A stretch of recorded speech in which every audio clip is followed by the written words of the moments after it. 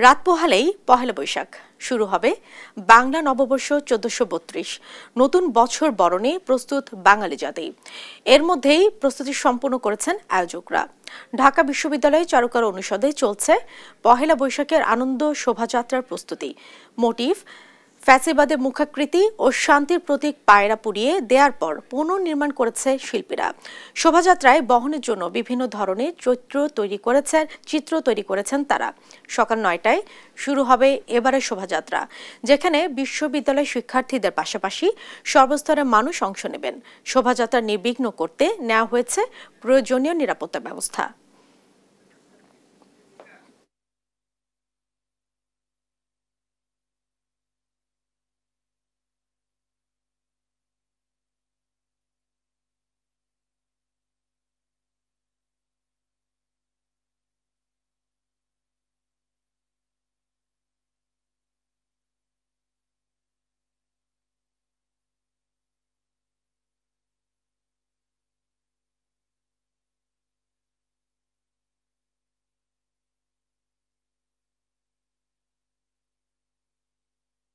বর্ষবরণ শোভাযাত্রার প্রস্তুতির খবর জানাতে চারুকলা থেকে যুক্ত হচ্ছেন আমাদের সহকর্মী তুহিন। শোভাযাত্রার প্রস্তুতি শেষ হয়েছে কিনা, কি বলছেন আয়োজকরা? জি, আপনাকে ধন্যবাদ। আপনি জানেন যে আসলে রাত পোহালেই কিন্তু আসলে পহেলা বৈশাখ উদযাপনের যে প্রস্তুতি, সেটি আমরা কিন্তু প্রতি বছর যেটি দেখে থাকি যে আসলে ঢাকা বিশ্ববিদ্যালয়ের যে চারুকলা অনুষদ রয়েছে, সেখানে কিন্তু তারা প্রতি বছরই কিন্তু এই মঙ্গল শোভাযাত্রার আয়োজন করে থাকেন।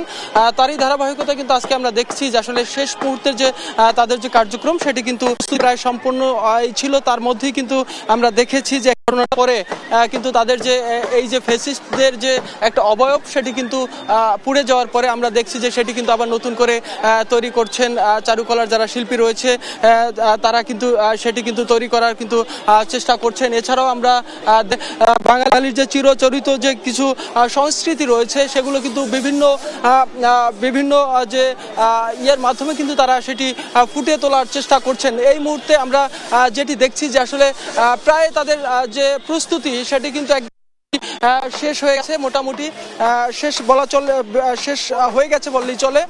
শেষ মুহূর্তের প্রস্তুতি সেটি কিন্তু তারা কিন্তু চালাচ্ছেন। একদিকে আমরা দেখছি যে আসলে সেই পয়লা বৈশাখ উদযাপনের জন্য অন্যান্য শিল্পীরা যে একপাশে তারা কিন্তু তাদের যে অন্য যে প্রস্তুতি রয়েছে, গান এবং বিভিন্ন প্লেকার্ড তৈরি করা, সেটি কিন্তু তারা তৈরি করছেন। একই সাথে তাদের যে অসমাপ্ত যে কাজগুলো রয়েছে, সেটি কিন্তু এই মুহূর্তে কিন্তু তারা কিন্তু সেটি সম্পন্ন করার জন্য চেষ্টা চালাচ্ছেন চারুকলার শিল্পীরা। এই মুহূর্তে আমরা একজনের সাথে একটু কথা বলতে চাই, একটু জানতে চাই যে আসলে আপনাদের প্রস্তুতি কতটুকু সম্পন্ন হয়েছে এবং কালকে আপনাদের কার্যক্রম কখন শুরু হবে এবং কিভাবে এটি করবেন, একটু আপনারা যদি জানান। আমাদের প্রস্তুতি কি আবার নতুনভাবে আমরা শুরু করেছি। ওনারা যারা ফ্যাসিস্টের দোসর আছে, তারা চেয়েছিল যে ফ্যাসিস্টের যে প্রতিমূর্তি, ওটা বিশ্ববাসী যেন না দেখতে পায়। বাট আমরা একটা চ্যালেঞ্জ হিসাবে নিচ্ছি এবং আমরা নতুনভাবে আবার সেটা তৈরি করতেছি এবং আশা করি আজ 12টার মধ্যে আমরা সেটা সম্পূর্ণ করব এবং কালকে 8:30 9টার মধ্যে আমরা সেই শোভাযাত্রায় শোভা দিবে। ধন্যবাদ। যেটি শুনছিলেন যে আসলে তারা কিন্তু শেষ মুহূর্তের যে প্রস্তুতি, সেটি কিন্তু নিচ্ছেন। এবং আপনারা জানেন যে আইনশৃঙ্খলা রক্ষাকারী বাহিনীর পক্ষ থেকে কিন্তু বলা হয়েছে যে সার্বিক নিরাপত্তা তারা নিশ্চিত করবেন। সেই সাথে কালকে 9টায় যেহেতু এই শোভাযাত্রাটি শুরু হবে, 8টার মধ্যেই কিন্তু এখানে প্রস্তুতি চলবে এবং সে লক্ষ্যে কিন্তু বলা হয়েছে যে মুখোশ পরে কিন্তু কেউ এই শোভাযাত্রা অংশগ্রহণ করতে পারবে না এবং বেশ কিছু নির্দেশনা কিন্তু রয়েছে এবং কোন সড়ক দিয়ে শোভাযাত্রাটি চলবে, সেই নির্দেশনা কিন্তু ইতিপূর্বেই কিন্তু আইনশৃঙ্খলা রক্ষাকারী বাহিনীর পক্ষ থেকে দেওয়া হয়েছে। তবে এক কথায় বলা চলে যে আসলে তাদের যে সবশেষ যে প্রস্তুতি, সেটি কিন্তু চলছে। তবে যদি এই অনাকাঙ্ক্ষিত ঘটনাটি না ঘটতো, অর্থাৎ ফ্যাসিস্টের মূর্তি যদি পুড়িয়ে দেওয়া না হতো, তাহলে কিন্তু আসলে সার্বিক প্রস্তুতি কিন্তু একেবারেই সমাপ্ত ছিল। তবে শেষ মুহূর্তে আমরা দেখছি যে এই মূর্তিটি বাকি রয়েছে, এটি তৈরি করাই বাকি রয়েছে। বাকি কিন্তু সমস্ত কিছু যাদের রং করা এবং তাদের যে এটিকে চালানোর জন্য যে যানবাহনে যে বাহনে তো উঠানো, সেটি কিন্তু শেষ হয়ে গেছে।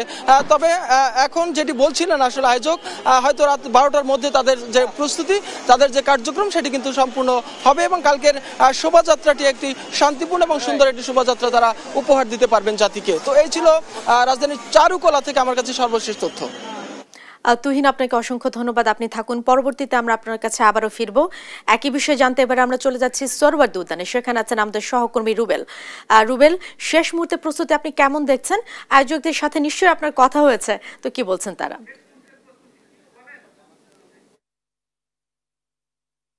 দর্শক, আমি এই মুহূর্তে দাঁড়িয়ে আছি সোহরাওয়ার্দী মাঠে। এখানে চৈত্র সংক্রান্তি এবং আগামীকালকে নববর্ষ। এই নববর্ষকে কেন্দ্র করে হচ্ছে এখানে শুরু হয়েছে ব্যান্ড শো, এবং আজকে এই ব্যান্ড শোকে কেন্দ্র করে হচ্ছে এখানে দর্শক এবং দর্শনার্থী এবং নিরাপত্তা এখানে জোরদার করা হয়েছে।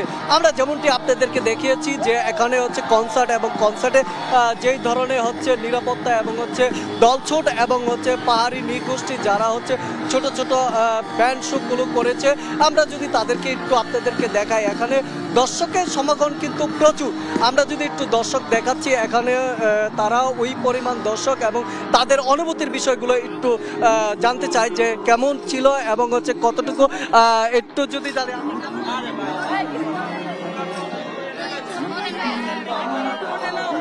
গান শোনার গান শুনতে আসছি আর আর্টসেলের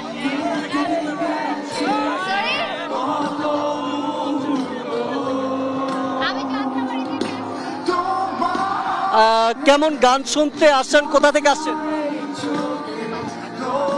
তাছাড়া যদি আমরা একটু দর্শক দেখেছি, এছাড়া যদি আমরা একটু দেখাই, এখানকার নিরাপত্তা যে স্তরে রাখা হয়েছে, র্যাব, পুলিশ এবং হচ্ছে যৌথ বাহিনী যারা আছে, পুলিশ সহ এখানে মোতায়েন আছে, এবং অন্যান্য স্কুলে স্কাউটের যারা আছে তারা এখানে এই অনুষ্ঠানে এবং নিরাপত্তার জন্য চলে এসেছে। তারা এখানে নিরাপত্তা দেওয়ার জন্য এসেছে। এবং আমরা যদি তাছাড়া যদি বলি যে নৃগোষ্ঠী যারা ছিল তারা এখানে গান করেছে এবং নাচের অনুষ্ঠান এবং দোলের মাধ্যমে এখানে দেখানো হয়েছিল। দুপুর থেকে এখানে শুরু হয়েছে এই অনুষ্ঠানটি। আমরা যদি আপনাদেরকে একটু দর্শক এবং হচ্ছে তাদেরকে যদি একটু সামনে থেকে দেখানোর চেষ্টা করছি।